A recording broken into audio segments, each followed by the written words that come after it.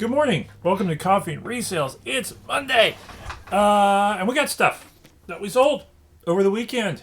And we got a shout out. Yeah, we got a shout out. So, we'll go over that. Because I got a big thank you to give out. All right. Anyway, this morning, sold some stuff. Did not buy some stuff. Did I find anything Friday? I don't think I found anything Friday. Or I did, I listed it. I don't see anything that I did Friday. So we just got some sales and one really good watch sale. So we're going to jump into that. First, I want to give a big thank you to Shane over at Soda City Resales. Gave me a shout out last night, so I should get another dozen or so subscribers, I hope. Another dozen thousand subscribers. Another 2. Maybe. Actually, I did get a couple of hits last night, so thank you for the guys over there on that chat last night. And for all of you who subscribed over last night, I appreciate it. Sort of on that goal for 100 subscribers. Yeah, I'm in the 70s, so 100 is not an unreasonable goal in the next few months, maybe. I'm getting about a subscriber every other day, it seems. So if you're out there, so if you're watching this, like, comment, subscribe, please. And if you subscribe, thank you very much. And we'll see if this is fun. I don't know that I ever expect to make a dime off of it. I have to go super viral, and then I don't know if anybody really wants that. But this is fun. So, going through the grind. Let's jump into what I sold. Some fun stuff. Some stuff that nothing. A couple of things been sitting a little while, which is always nice to see old stuff get out the door. Starting off for $8.55. This is a Back to the Future. It's like a 1/8 size sort of hoverboard. It is a Loot Crate item. $8.55. This is about perfectly priced too. They're almost all going between about $8 and $10. Anybody who's got them priced over that is not selling them. So I've said before, Loot Crate stuff. If you can get it cheap and you're not sure what it is, it's worth grabbing. I just kind of grabbed this because I figured, at minimum, I knew I could flip this for I got this at the Last Chance, so this cost me like a quarter or 50 cents at the Last Chance Goodwill. So I knew I could at minimum, it's probably what I wanted to put in my pocket, $2 or $3 at the flea market anyway. So it was worth grabbing and trying, and it moved fast, and I had it at the right price. So you did something right there. Next up, a couple of books. This one, it's a Connecticut Yankee in King Arthur's Court by Mark Twain. This is a Reader's Digest hardcover. These are nice books. They look really nice on the shelf. I actually have a few more, and I'm trying to sell them individually, but that doesn't work as well. I need to pull those a lot. I've got 3 or 4 more for sale. I've got one lot that hasn't sold, and I've got 2 other books listed individually. Sometimes these sell individually between $8 and $10. But these have been sitting a little too long, and I need to line them up a bit more. Don't pay more than $1 of these per on these at yard sales, and they're a lot better lotted up. People like them as decorations. They're also good reader copies. If you're looking for just a nice hardcover to read, these are good.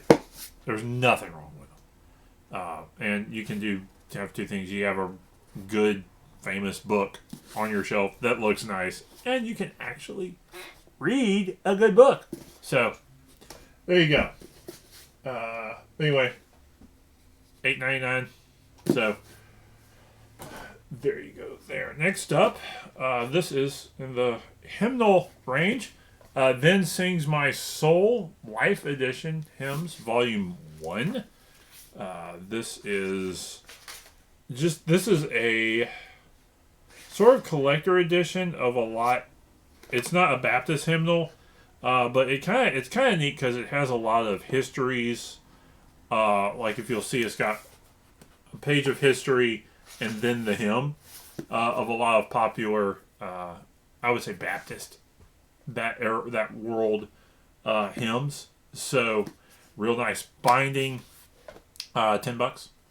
It went for. I thought it was going to go for more, and I think there were when I bought it there was 1 or 2 copies that sold in like the 15 to 20 range, but it'd been sitting a while, so I took the. I think I had it for 15. Took the offer for 10. So get things moving. Next up is that or that. We'll do the hats. Air Force ABU uniform boonie hats. I think I got about 25 of these in small sizes. They're all in the 6 size range for $1 a piece. I got them listed all for about $12 shipped, I think. And I'll probably wind up drawing that down a little bit, but I wanted to see what my hits were. These are the 6 and 7/8, so these are like the largest sizes of those. I sold 2 of them for about 25 total. So somebody gets 2. These all, I don't know. They showed up at. Here's where patience pays off sometimes. These showed up at the regular Goodwill, and I knew there's good condition military boonie hats are $10 to $15 items on eBay. Consistently, I've always been. I grab them when I can get them cheap enough, and but these were at like $2.50 a piece, $2.50, $3 a piece. I was like, no, not worth grabbing. Even when they went on half price for $1.50, I didn't get them, and I was patient, and they went to the last chance for $1 a piece, and that's when I snagged all of them. So if I sell 3 more hats, I'll be in the money on these. Maybe a little bit, maybe even sooner than that. But 2 hats for $25, and that was fun. I like having one of those around. Next up, this was about 30, and this is a stack of the Walking Dead trade paperbacks. This is missing number 3. This first 10, but it's missing number 3. $30 for 10. I think I got these 50 cents a piece. So good little profit there. I'm more and more disappointed in how cheap. If you want comics to read, like The Walking Dead, there's a lot of trade paperbacks out there going for not a lot of money. We have a local Ollie's. They're selling stuff $3, $5, $8 a piece. There's a local bookstore that has a bunch of them. We got a local comic shop, and they're and reselling them. A lot of people. I find this interesting. A lot of collectors aren't really nice. They're not looking necessarily for reader copies. They're looking for nicer condition stuff. And I maybe read them once, put them aside, but I guess figure stuff just to read. But it's not a problem with the collection, and a lot of you out there who are collectors, you probably have this mentality. Growing up before the internet, you had to take what you could get. If you found something in an antique store or comic shop, grade mattered, but if it was all that you could get, sometimes it was all that you could get. When the internet came along, and reselling and places like eBay and those types of venues, quality, like you almost had like, if you didn't have a perfect example, good luck. Baseball cards suffered massively that way because you other than really old rare stuff, if it wasn't a prime 9 out of 10, 10 out of 10 example, you're not. It's going to be. It's very, very hard to sell, and you got to realize that when you're picking up the stuff for collectors, that unless it fills a very specific, unless it's something that's super rare, if it's not perfect condition, it's almost not worth getting sometimes. So there you go.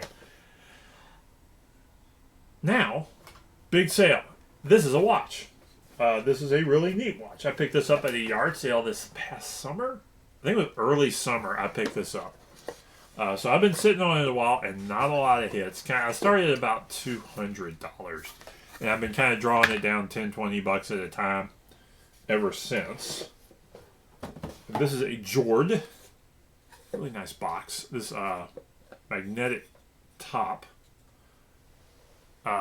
Wooden watch. And I have not been getting good hits on it.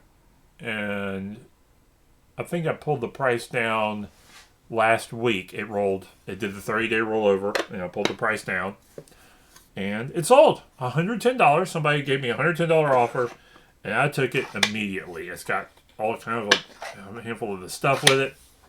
I've got the original box. I am not shipping it in this box. I'm going to put it in this box, seal it up, and put it in another box.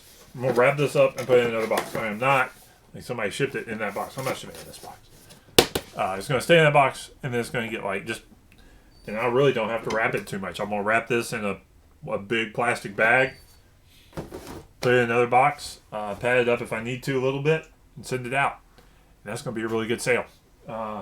So, $110 for a $10 watch.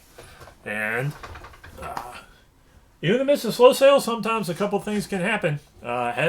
This is a decent weekend for me. 6 sales over a weekend is pretty good. It's about, I'm not going to say it's average, but it almost is. If I don't get between 5 and 10, less than 5 is bad. More than 10 is blowing it out the water. Unless I wind up with something that wind up with a bunch of stuff all at one time. Plan this week. I do want to list every day, but I've got a handful of big stacks of books here, and I think I've got I'm in a handful of Facebook book groups, and some of them are related to homeschool, and I got a bunch of homeschooly type stuff, and something I got that I think actually this was a Friday pickup. I do remember that. These are men's adventure novels. This is the Destroyer series, and I've got the Executioner and some Stony Man and a few others. And I've been waiting for those to go half. They got put out about a month ago, and I've been waiting for them to go half price at Goodwill. And there's another batch. I moved them all to the bottom row, and nobody showed. I don't think it showed hardly any interest in them. So I'm gonna try and grab the next batch. I think it should go on half price today, or it went on Saturday. And if that survived over the weekend, I'm gonna grab the rest of those. I'm gonna lock these up and put them on a couple of Facebook Marketplace groups, see if they sell. Give that a week or two, and then move them in lots over to Facebook. And these are $2 to $3 books. Sometimes a little bit more. Guys like having these. This is one of those kind of niche collector groups. Guys like having a full collection, and they're always kind of looking out for either a better copy of what they already got or filling a hole. And this is a community that these aren't high demand items, so guys aren't paying. They're not going to pay more than $3 to $5 a book. And more likely they're out trying to scour local bookstores and all that sort of thing to try to find them because they don't want to pay. The problem is shipping. Now basically a book costs $4.50 to ship when you kind of add in all the, it's for something and then you throw in your packaging and all that. It's $4.50 to ship a book now. So you've got, and that's going cheap. That's like vinyl baggy and I wrap them in a Walmart bag, and that's the cheapest way you can get one out. So I have to be able to clear I think there was another reseller. If you're not clearing $6 a book, you're not not getting your money back, and you have to be able to pick them up cheap enough, 25, 50 cents a piece, for them to be worthwhile. But it's a community I like. I read some of them sometimes, and I know the market's out there, but you gotta hit. It's one of those things sometimes in Facebook groups. You gotta hit the right guy at the right time. It's a timing issue. It's not even necessarily a supply or demand issue. It's a timing issue. You have to get your photo of your book in front of the right person at the right time, and they'll buy it. They have no problem buying it. You just gotta be able to put it in front of them. So that's sometimes a trick there. So anyway, once again, thanks Shane for some props last night, and like, comment, subscribe, and I will see you next time. That probably won't be tomorrow morning, but it might if I get enough sales or I find something cool. That's usually my standard. If I sell a bunch of stuff or find something cool, or I have one really, really good sale. So I'll see y'all out there next time. Have a good one.